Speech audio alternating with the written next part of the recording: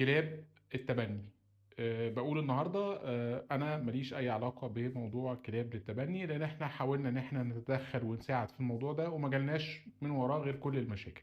اللي اعرفه ان اللي بيعرض كلب للتبني حد عنده كلب وجاله ظرف قهري، هجره، حاله صحيه جديده، مش قادر يعتني بالكلب، فبيعرض كلبه للتبني وبيحاول يشوف انسان رحيم يتبنى الكلب عشان يخلي نفس الكلب ده يعيش على نفس المستوى اللي كان عايش فيه عنده صاحبه الاولاني.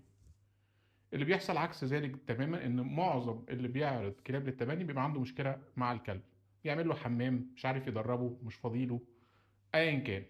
فبقى عدد الناس اللي بتعرض كلابها للتبني كتير. وكمان معظم الكلاب اللي بتبقى معروضه للتبني كلاب كبيره في السن، سنتين وثلاثه واربعه وخمسه. طيب اللي عايز بقى يتبنى ليه شروط. يعني انت عايز تتبنى وتاخد كلب مجانا، فانت بتحط شروطك: جرو، عايز جرو صغير، عايز سلاله معينه. فانت باي اساس النهارده بتحط شروط التبني؟ هو انت اللي بتاخد ولا انت اللي بتدي؟ دي نقطه. النقطه التانيه، اما بيجي حد عايز يتبنى كلب وبنقول له ايه سبب ان انت عايز تتبنى، مش عايز مثلا تروح تشتري السلاله اللي انت بتدور عليها، يقول لك ما عنديش قدره ماديه. طب انت ما عندكش قدره ماديه على اي اساس؟ وده مش عيب ان انت ما عندكش قدره ماديه تروح تجيب كلب.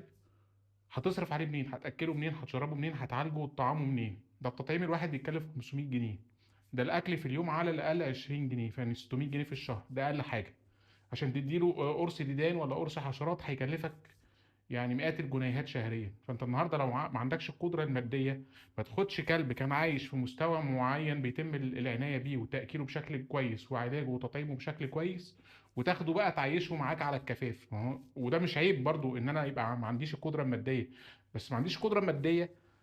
يا سيدي بقى اخد كلب جميل من الكلاب البلديه المصريه الحلوه اللي موجوده في الشارع. ما في بابز موجوده في الشارع كتيره بدون مأوى. على الاقل حتى انت لو ما عندكش قدره ماديه، اكيد انت هتحسن الحاله المعيشيه اللي كان كلب الشارع عايشها. حتى لو مش هتاكله احسن اكل، مش هتطعمه احسن تطعيمات، ولكن هو اساسا ما كانش لاقي خالص. فانت بترفع من مستواه حتى لو انت مستواك المادي ضعيف.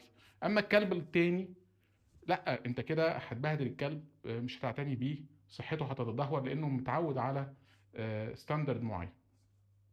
فنصيحة: قبل ما تقتني الكلب فكر مرة واتنين وعشرة، لأن الكلاب مش لعبة. لأن الكلب بيجيله صدمة الانفصال لما تجيب الكلب وبعد كده تقول له أنا هعرضه للتبني، بيجيله صدمة الانفصال وممكن يفقد حياته نتيجة الشك والصدمة اللي بيحسها.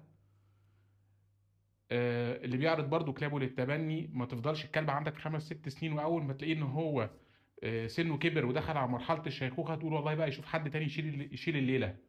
ما انت زي ما كنت مستحمله وهو مستحملك في فترات شبابه، ما تستحمله بقى اما هيكبر ودخل في مرحلة الشيخوخة. وانت بتدور على حد يشيل الشيلة بعدك؟ يعني انت خدت الحلو والوحش، عايز حد تاني يشيله؟ دي رسالتي للي بيعرض كلبه للتبني. رسالتي بقى اللي بياخد كلب للتبني: يا سيدي ما هي الكلاب موجودة في الشارع، ما هو كلب جميل وذكي وحلو ومن اجمل الكلاب. ده الاجانب بتيجي بتاخد الكلاب البلدي من عندنا في مصر وتسفرها اوروبا. خد كلب من الشارع، ما تقعدش بقى تقول لي تتنك وتقول لي انا والله انا عايز كلب دوبرمان، انا عايز كلب جيرمان شيبرد. ويوم ما نجيب له كلب جيرمان شيبرد مثلا عنده سنتين تلاته يقول لك عايز جارو. بقول لك ايه يعني يعني مش هينفع.